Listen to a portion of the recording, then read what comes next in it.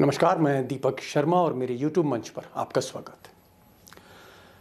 दोस्तों, मोदी जी ने बड़े जतन से और बड़ी जोड़तोड़ करके महाराष्ट्र में एक सरकार गिराई थी और दूसरी सरकार यानी अपनी सरकार स्थापित की थी। पर आज महाराष्ट्र की हकीकत ये है कि मोदी जी का खेल धीरे धीरे वहाँ कमज़ोर हो रहा है। और आप ताज्जुब मत करिएगा कि अगर महाराष्ट्र में यह खेल किसी भी दिन खत्म हो जाए, क्योंकि इतिहास गवाह है कि महाराष्ट्र में, मुंबई में किसी भी तीसमार खान ने, किसी भी सूरमा ने, किसी भी महारथी ने अगर इस परिवार को छेड़ा तो मान लीजिए उसके हाथ जले हैं। और कमोबेश यही हाल आज मोदी जी का महाराष्ट्र में।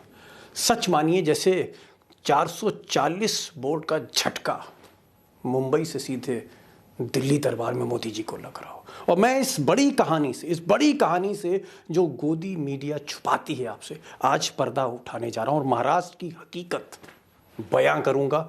लेकिन उस कहानी पर, उस सनसनीखेज खुलासे पर बढ़ने से पहले मैं चाहता हूं कि कुछ किरदार तो कहानी के आप भी देख लीजिए। पहला किरदार ये साहब है। अब ये जो साहब है जिनकी आप तस्वीर देख रहे हैं, ये एक समय में पीएम बनने का सपना देख रहे थे और आज सच ये है कि ये सीएम भी नहीं है, डिप्टी सीएम है। एक तस्वीर और देखिए, जानी पहचानी तस्वीर है और ये साहब आज की तारीख में महाराष्ट्र के सीएम हैं। सच ये है कि चंद दिनों के मेहमान हैं ये। दोस्तों, एक अजीब इत्तेफाक और देखिए कि ये दोनों जो शख्स हैं, फडणवीस और शिंदे, कभी ये राजनीतिक शत्रु थे, दुश्मन थे, फिर दोस्त हो गए सत्ता के लिए। इन्होंने एक सरकार गिरा दी, पार्टी तोड़ दी और दोस्ती जो नई थी रंग लाई।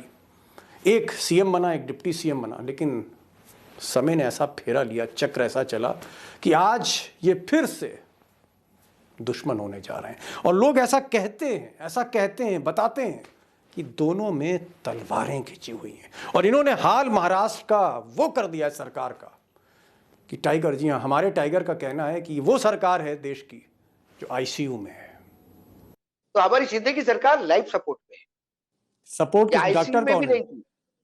डॉक्टर कौन है या डॉक्टरों की डॉक्टर टीम है? दिल्ली वाले डॉक्टर नहीं, दिल्ली में 2 डॉक्टर है बस। एक सीनियर डॉक्टर है, एक जूनियर डॉक्टर है, बस दोनों डॉक्टर है, वो तय करते हैं। और जिसको आप महाराष्ट्र में जिनको डॉक्टर समझते हो वो कंपाउंडर है जी। अब टाइगर तो आज बहुत जबरदस्त तरीके से गरजने जा रहे हैं। लेकिन सवाल दोस्तों सबसे बड़ा यहाँ ये खड़ा होता है कि जो सरकार मोदी जी ने, शाह साहब ने या मौजूदा देश की सियासत ने षड्यंत्रों के तहत बनाई थी, वही सरकार, सच ये है कि आज उन्हीं षड्यंत्रों के तहत टूट के कगार पर पहुंच रही है। और इसी पर आज ज़बरदस्त खुलासा है, क्योंकि महाराष्ट्र जहां से 48 सीटें लोकसभा की आती हैं, ये गेम चेंजर होगा 2024 का।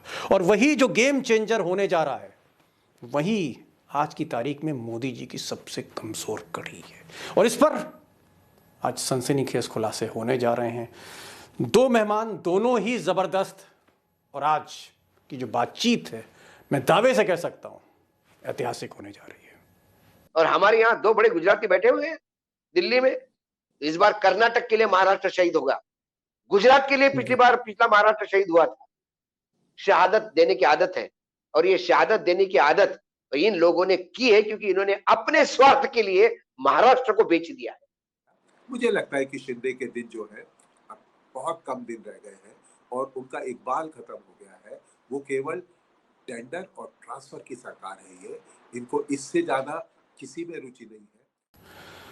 अब दोस्तों, ये जो नया खतरा मंडरा रहा है महाराष्ट्र की सरकार पर, इसका जो सबसे अहम कारण है या तात्कालिक कारण है, वो कारण है कर्नाटक और महाराष्ट्र का जो डिस्प्यूट है, बॉर्डर डिस्प्यूट है। और मैं आपका सिर्फ 1 मिनट लूँगा, फिर मैं जा रहा हूँ उस खुलासे पर। 1 मिनट मुझे चाहिए। एक बार ये विवाद को समझ लीजिए, कहानी को समझना बहुत आसान हो जाएगा। तो ये जो डिस्प्यूट है, दरअसल ये डिस्प्यूट इसलिए इसको फिर से एक नई चिंगारी मिली क्योंकि कर्नाटक में चुनाव होने जा रहे हैं और वहाँ पर बीजेपी की सरकार है, कमज़ोर विकेट पर है। और ये जो मुख्यमंत्री हैं, कमज़ोर मुख्यमंत्री जिनको पेसीएम कहते हैं, पेटीएम आपने सुना, इनको पेसीएम कहते हैं। ये जो बुम्बई साहब हैं, इन्होंने जब इन्होंने देखा कि भाई परफॉर्मेंस हमने कुछ दी नहीं है और हमारी हर तरफ बदनामी है भ्रष्टाचार को लेके, तो इन्होंने कर्नाटक की अस्मिता का सवाल उठा दिया और बॉर्डर डिस्प्यूट को छेड़ दिया। गलती बुम्बई साहब से सिर्फ ये हुई कि जिससे इन्होंने डिस्प्यूट छेड़ा महाराष्ट्र से, वहाँ भी सरकार बीजेपी की है। यानी कर्नाटक बनाम महाराष्ट्र की जो झगड़ा पिछले दिनों से हो रहा है, जिसमें हिंसा हो रही है, प्रदर्शन हो रहा है, लाठीचार्ज हो रही है, गिरफ्तारी हो रही है, दरअसल ये बीजेपी वर्सेस बीजेपी की लड़ाई है। और यहाँ पर अमित शाह को समझ नहीं आ रहा, मोदी जी को समझ नहीं आ रहा है कि क्या करें, क्योंकि बुम्बई हैं, वो ये कह रहे हैं कि साहब हम तो महाराष्ट्र में शोलापुर भी लेके रहेंगे और कोल्हापुर भी लेके रहेंगे।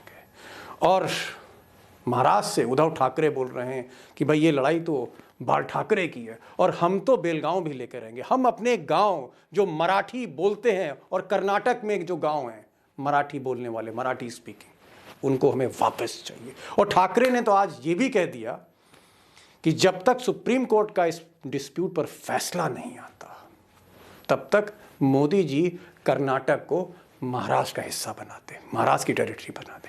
अब ये जो कहीं ना कहीं ये जो आग लगाने वाला ये जो बयान था, जहां मराठी अस्मिता जाग गई है, शिंदे साहब सदन छोड़ के दिल्ली चले गए। और मुझे लगता है कि इन सारी चीज़ों में जो एक चीज़ निकल के आती, जो एक लाइन निकल के आती, वो ये कि इस नए डिस्प्यूट ने, इस नए विवाद ने महाराष्ट्र की एक बार फिर से, इस महाराष्ट्र सरकार की कलई खोल दी है। और इस पर अब मैं ज़्यादा इंतज़ार नहीं कराऊंगा, दो दिग्गजों के पास चलता हूँ। दूध का दूध, पानी का पानी के पास आऊँगा। अनुराग जी, ये जो स्थिति है, आप इस वक्त मुंबई में हैं, महाराष्ट्र की राजनीति तो समझ रहे हैं, आपको क्या लगता है कि लड़ाई तो कर्नाटक और महाराष्ट्र में है, लेकिन मुझे तो लड़ाई लग रही है शिंदे और फडणवीस में। ये दोनों बातें आप जो कह रहे हैं सच है कि कर्नाटका और महाराष्ट्र में काफी इस सीमा को लेकर काफी विवाद कई वर्षों से रहा है। और आज जब उद्धव ठाकरे पहुंचे थे तो उसके बैकग्राउंड को आपको समझना पड़ेगा। एसआईटी अपॉइंट की गई थी और उद्धव, आदित्य और पूरा ठाकरे परिवार जो है वो काफी नाराज है, उसमें काफी रुष्टता है और वो अपनी नाराजगी जो थी वो सार्वजनिक रूप से जाहिर नहीं करना चाहते थे। लेकिन वो 6 महीने में पहली बार विधान परिषद गए जहाँ पे वे मनोनीत है। और साथ ही साथ जब वे गए तो उन्होंने इतना दबाव डाला कि आज शाम को या कल देवेंद्र फडणवीस ने वादा किया है कि एक महाराष्ट्र विधानसभा का एक रेजोल्यूशन पास किया जाएगा जिसमें कि जो कर्नाटक से जुड़े मराठी भाषी इलाके हैं वो महाराष्ट्र में शामिल किए जाए। इसकी घोषणा की जाएगी, पुनर्विश्वास प्रकट किया जाएगा, क्योंकि धीरे धीरे जो है वो ये वॉर जो है कर्नाटक, क्योंकि कर्नाटक के मुख्यमंत्री मुझे लग रहा है कि किसी न किसी इशारे पर जो है वो ऐसी स्थिति पैदा कर रहे हैं कि महाराष्ट्र में और कर्नाटक के बीच तनाव पैदा हो। लेकिन सबसे ज्यादा इस तनाव का असर शिंदे पे पड़ रहा है, जिसको ये शक लग रहा है कि भारतीय जनता पार्टी उनके पीठ पे छुरा भोंकना चाहती है। और आज इसीलिए वे दिल्ली गए हैं भाजपा के नेताओं से बात करने के लिए कि ये दो फ्रंट पे लड़ाई चल रही है और दोनों ही में काफी तेजी। भाऊ, सामने जो है उद्धव ठाकरे तलवार लेके आ गए हैं, शिंदे के सामने तलवार लेके उसके पुराने उस्ताद उद्धव ठाकरे खड़े हैं। और जैसा कि अनुराग जी कह रहे हैं कि पीछे से छुरे लेकर पीठ पर फडणवीस खड़े हैं, तो पीठ के पीछे छुरी है फडणवीस की, सामने उद्धव की तलवार है। क्या होगा शिंदे का, क्या होगा महाराष्ट्र का? समझ लेना चाहिए था कि उनके प्रति कोई खास प्रेम नहीं है भाजपा का। इसके पहले उसी शिंदे के पीएस को नोटिस, सचिन जोशी को नोटिस देके ईडी का भगवाया था इन्होंने। उनके खास जो एमएलए है ठाणे से ही, प्रताप सरनाईक, उसकी तो प्रॉपर्टी भी जब्त कर दी थी ईडी ने। तो शिंदे से कोई विशेष प्रेम नहीं था। बीजेपी को शिवसेना तोड़नी थी, शिंदे जी को ईडी से बचना था। एक विन विन सिचुएशन में एक पेन किलर के तौर पे एक नई सरकार बनी। ये कोई मेजर सर्जरी नहीं थी, ये पेन किलर थी शिंदे जी के लिए। उनको लगा चलो मुख्यमंत्री पद भी मिल गया, लेकिन वो ये नहीं समझ पा रहे कि 106 एमएलए जिसके पास है, वो यदि आपको मुख्यमंत्री पद देता है तो वो तो आपके नाक में नकेल डाल के नचवाएगा बंदर जैसे। आपके पास अधिकार कौन से होंगे? आप ऐसी कौन सी काम कर पाओगे जो बीजेपी के खिलाफ जाएगा? आज कर्नाटक में पहले चुनाव है, उसके बाद महाराष्ट्र में चुनाव अगले साल है, जो 2023 जो अभी एक साल एक सप्ताह बाद जो चालू हो जाएगा साल, नया साल जिसकी शुरुआत होने जा रही है, उसमें जो 9 चुनाव है उसमें अहम चुनाव कर्नाटक का है, क्योंकि कर्नाटक ये बीजेपी के लिए दक्षिण में एंट्री करने का प्रवेश द्वार है। वो कई बार दस्तक दे चुके हैं, जाते हैं, जीतते हैं, फिर हारते हैं, फिर वापस आते हैं।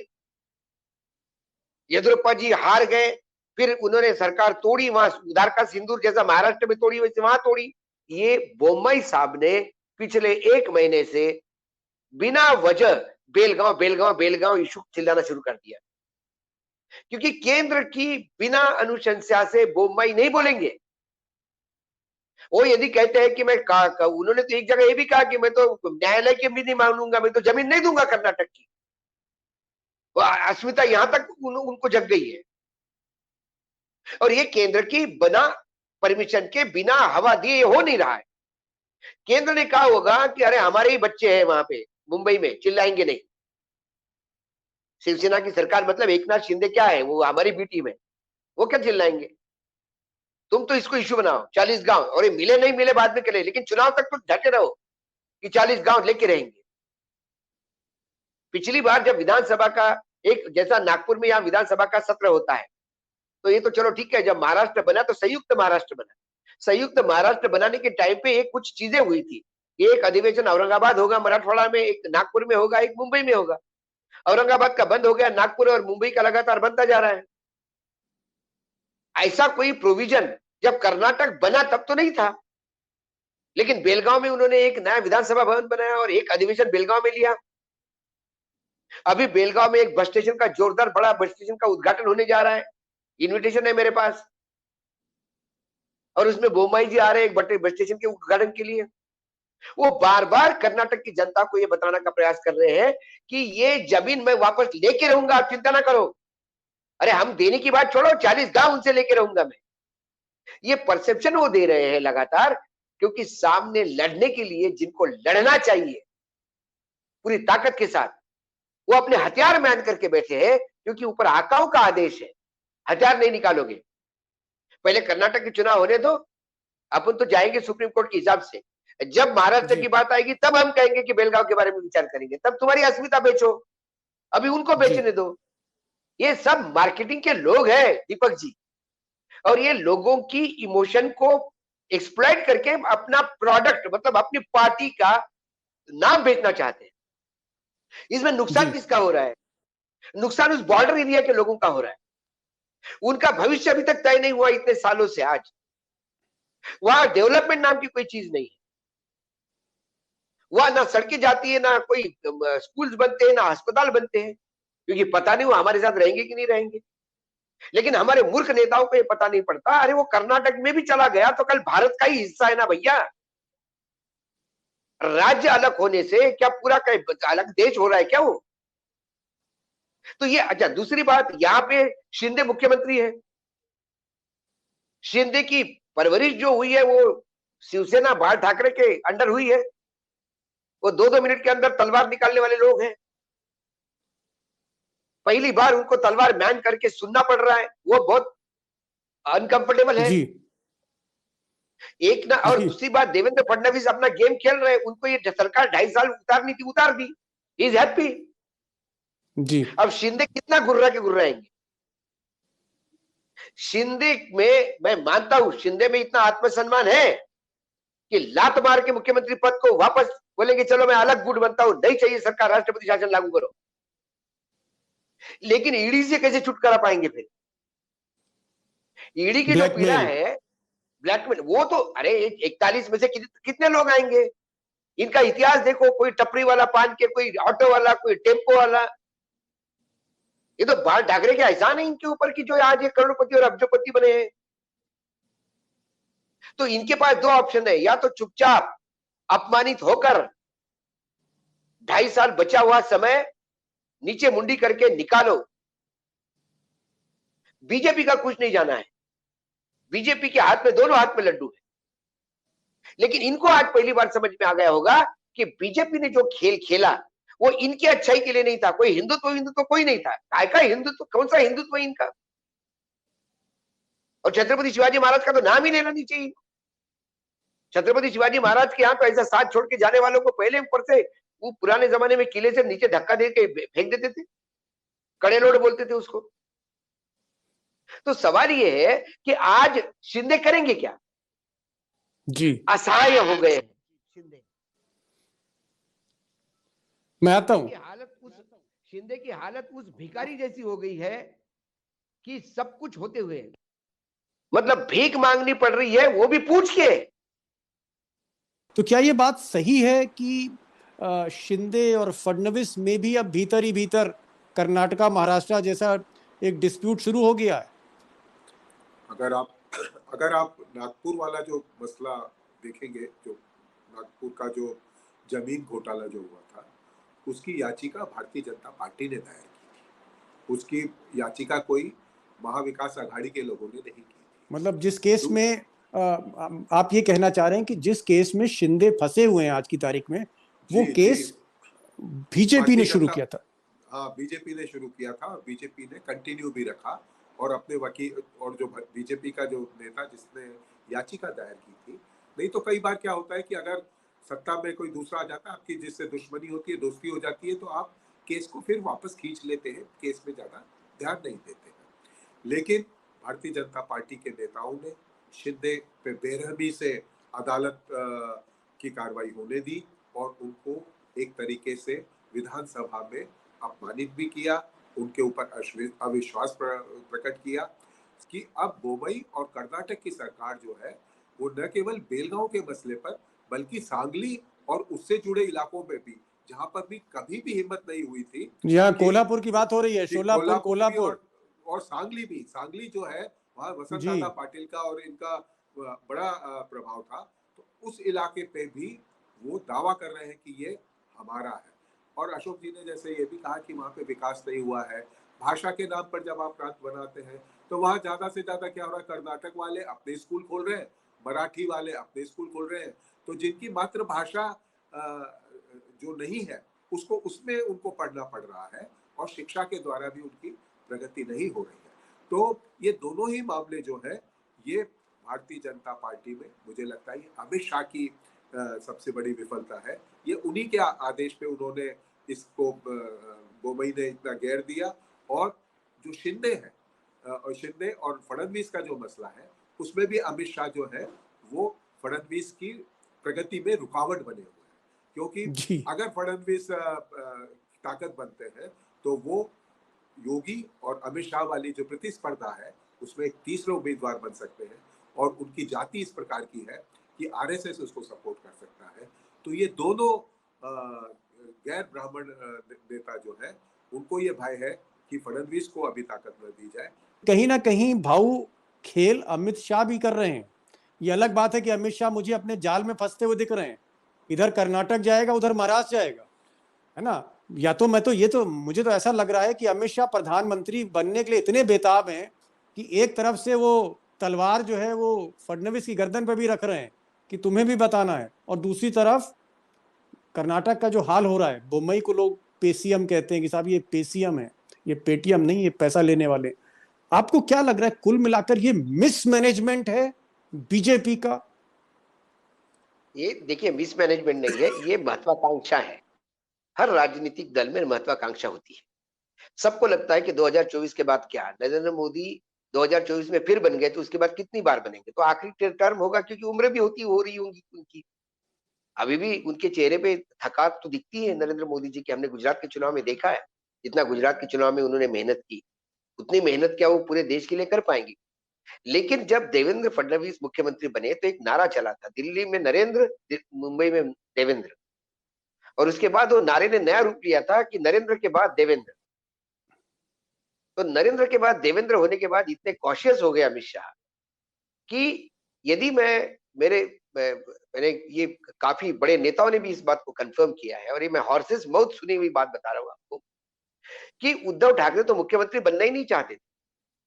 शिवसेना तो उप मुख्यमंत्री पद और एक दो मंत्रालय एक्स्ट्रा मांग रही थी और उसके ऊपर समझौता हो भी गया था ऑलमोस्ट।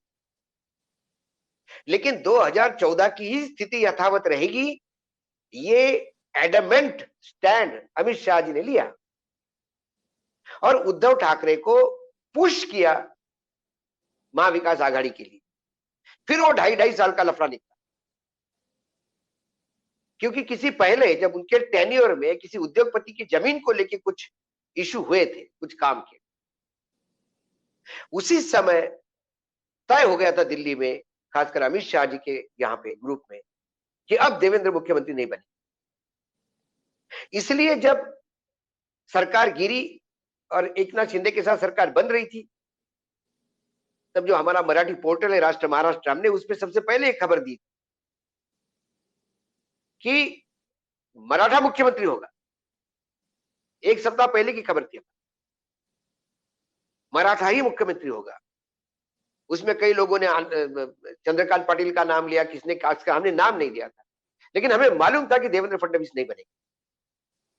ये देवेंद्र फडणवीस को जब बताया गया था कि कोर्ट के केसेस वगैरह चल रहे हैं, ये सरकार पता नहीं कितने दिन टिकेगी, तो आप बाहर से समर्थन करिए। एक सरकार बनने की प्रक्रिया में पूरी तरह से तोला जाता है, पूरा प्रोज एंड कॉन्स तय होते हैं, फिर तय होता है कि मुख्यमंत्री कौन बनेगा, उप मुख्यमंत्री कौन बनेगा, कितने लोग कैसे एडजस्ट किए जाएंगे। ये पूरी चीज तय होने के बाद सरकार बनती है। देवेंद्र फडणवीस ने प्रेस कॉन्फ्रेंस ली कि हम बाहर से समर्थन देंगे। देवेंद्र फडणवीस घर जाके टीवी ऑन करते तो उस टीवी में दिखता है जेपी नड्डा कहते कि नहीं ये उप मुख्यमंत्री बनेंगे। वो एक अपमानित करने की बात। Devendra Fadnavis was cut to size, political यदि फ्रेज में कहा जाए। उसके बाद तो कहीं ना कहीं देवेंद्र फडणवीस मुख्यमंत्री मुझे तो अभी बनते हुए दिखाई नहीं देते।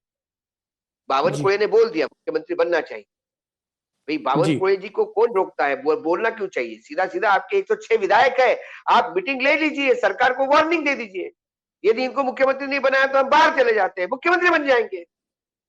देवेंद्र फडणवीस को काय को रिक्वेस्ट करते हो कि आप मुख्यमंत्री बने? आप पार्टी के अध्यक्ष हो प्रदेश के, आप आदेश करिए, अधिकार आपके पास है। ये कहीं ना कहीं अब शिंदे जी को ये बताने का प्रयास है कि तुम्हारी औकात वही है, मुख्यमंत्री बन गए हो, ज्यादा दिमाग मत खराब करो, तुम हमारे हाथ के खिलौने हो। एक गाजर की पुंगी है, जब तक बजी बजी, जिस दिन नहीं बजी उस दिन खा लिया गाजर सलाद समझ के। इन्होंने एक चीज कही कि शिंदे जो है इस वक्त वो बीजेपी के हाथ में एक गाजर है और ये गाजर को सलाद बना के खाया जा सकता है। तो अगर ये सलाद बन गए हैं शिंदे आज की तारीख में, जो भाव बता रहे हैं, तो शिंदे का भविष्य क्या है? अब भविष्य क्या है शिंदे का? आपको क्या लगता है? अंधेरा लगता है, उजाला लगता है, कुछ वो सीएम बने रहेंगे या कुछ दिन में उनकी बात छुट्टी हो जाएगी?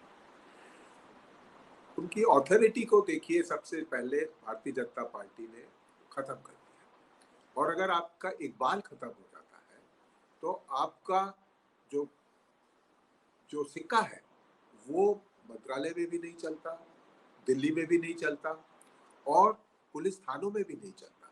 तो ऐसी स्थिति जब आ जाती है तो उसमें इनके पास में बहुत कम विकल्प रह गए हैं। पहले मुझे ऐसा लगता था कि ये जो शिवसेना का गुट है, माफी मांगकर या झगड़ा खत्म करके ये फिर से शिवसेना के साथ चला जाएगा, लेकिन अभी झगड़ा बहुत व्यक्तिगत हो गया है। और शिंदे भी ये कहता है, आज कहा उन्होंने, कि उद्धव ठाकरे पार्टी का एकमात्र काम है कि एकनाथ शिंदे के खिलाफ प्रचार करना, उसकी बुराई करना और उसके खिलाफ एक तरीके से आंदोलन चलाए रखना। और आप देखेंगे कि जो आदित्य ठाकरे के खिलाफ जिसने शिकायत की है, जिस सांसद ने, राहुल ने, वो राहुल शिवाले जो है वो दादर से ही चुने गए।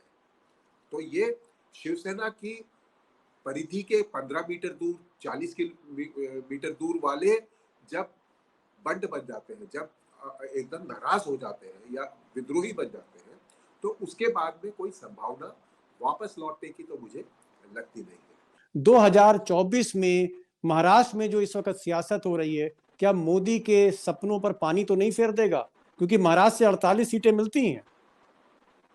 देखिए दीपक जी, ये महाराष्ट्र का ऐसा कभी राजनीतिक कैरेक्टर रहा नहीं। जब से फडणवीस बने, उन्होंने पूर्ण रूप से दिल्ली मुंबई का मुख्यमंत्री दिल्ली के तख्त के सामने चरणों में रख दिया जाके, जो मोदी जी के यहां से आता है या संदेश जो अमित शाह जी के यहां से आता है वही होता है।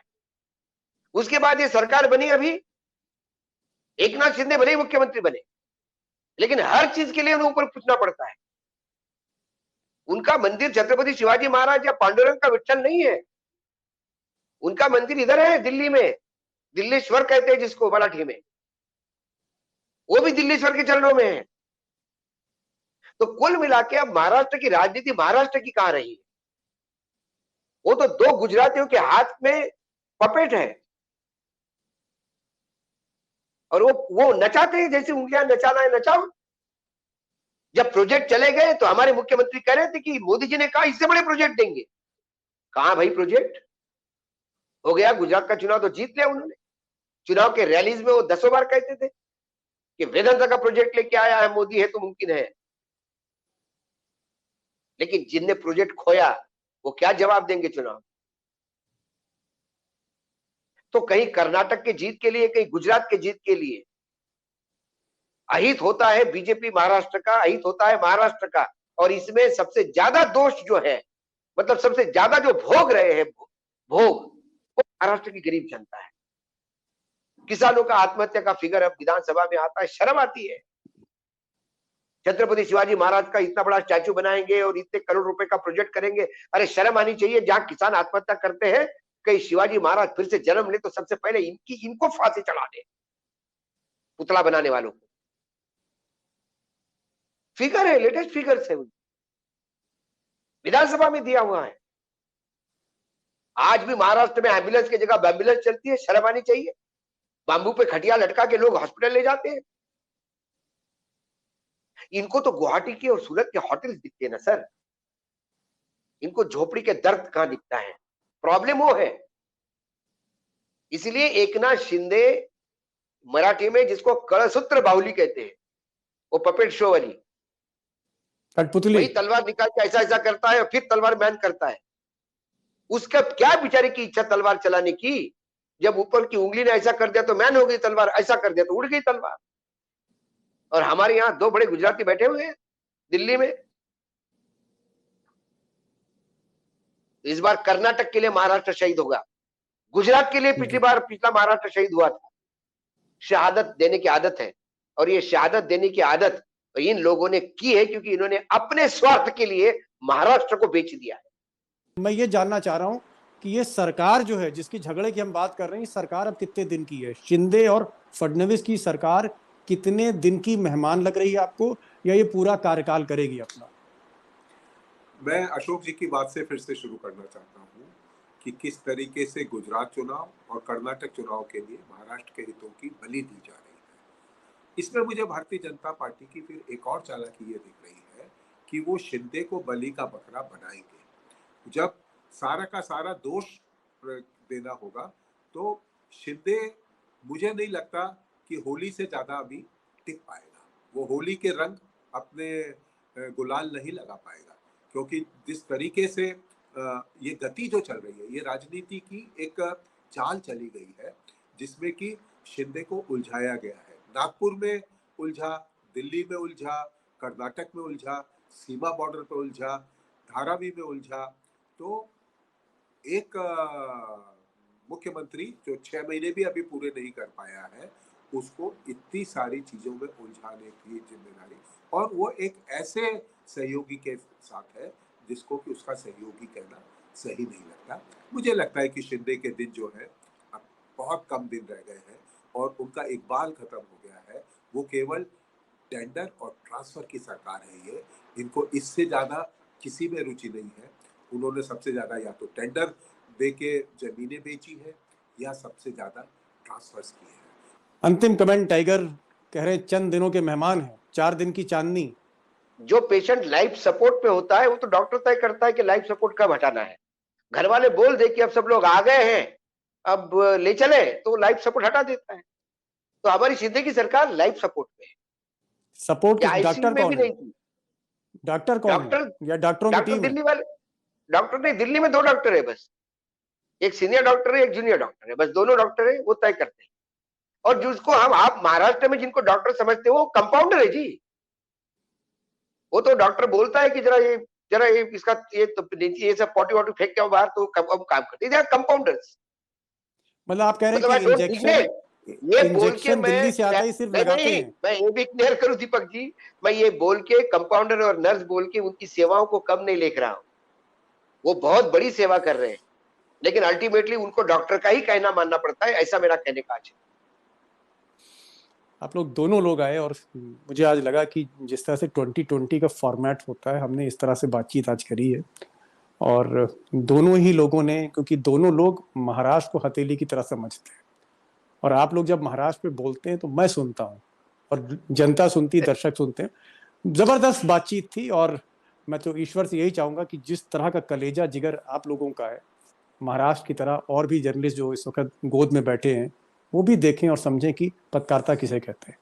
बहुत बहुत धन्यवाद, बहुत बहुत शुक्रिया। धन्यवाद।